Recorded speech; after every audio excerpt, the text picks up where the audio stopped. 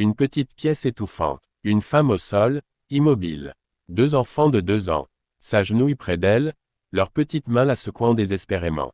Maman, réveille-toi, s'écrie l'un, la voix brisée par les sanglots. Maman, ne dors pas, gémit l'autre, tirant sur son panne.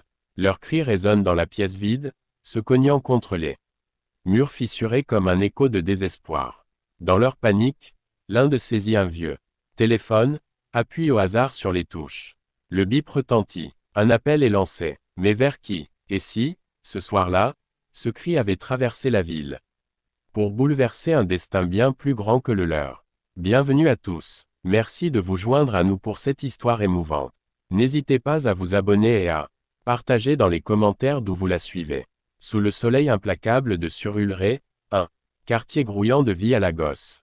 Le toit en tôleon du lait d'un petit appartement d'une pièce vibrait comme un tambour sous la chaleur. À l'intérieur, l'air était épais, saturé d'une odeur de kérosène provenant d'un réchaud rouillé posé dans un coin. Une casserole de bouillie légère, presque liquide, mijotée doucement sur le feu, son contenu pâle reflétant la maigre réalité d'Amaka. C'était le seul repas qu'elle pouvait offrir ce jour-là à ses jumelles de 2 ans, chez Homme et Chiomin, dont les rires innocents résonnaient.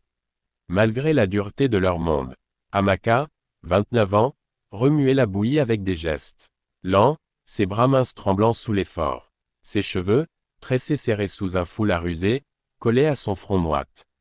Depuis des semaines, une douleur sourde lui serrait la poitrine. Un poids qu'elle attribuait à la fatigue, au stress, à la faim. Elle ne pouvait pas se permettre d'y penser. Pas maintenant, pas quand ses filles y dépendaient d'elle pour chaque bouchée, chaque sourire. Veuve depuis 1 an, après que son mari, un chauffeur de Danfo, eût été emporté par un accident de la route, Amaka portait seule le fardeau d'une vie qui semblait s'effriter un peu plus.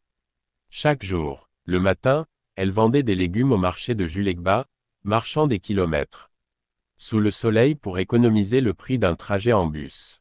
La nuit, elle cousait des vêtements.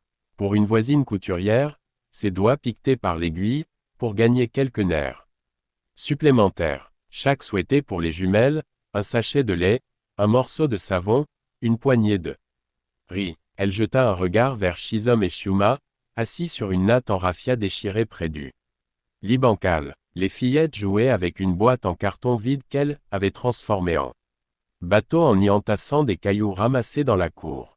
Shiuma, la plus vive, agitait un bout de chiffon plié en forme de poupée, chantonnant une mélodie inventée. Bateau, bateau, va loin,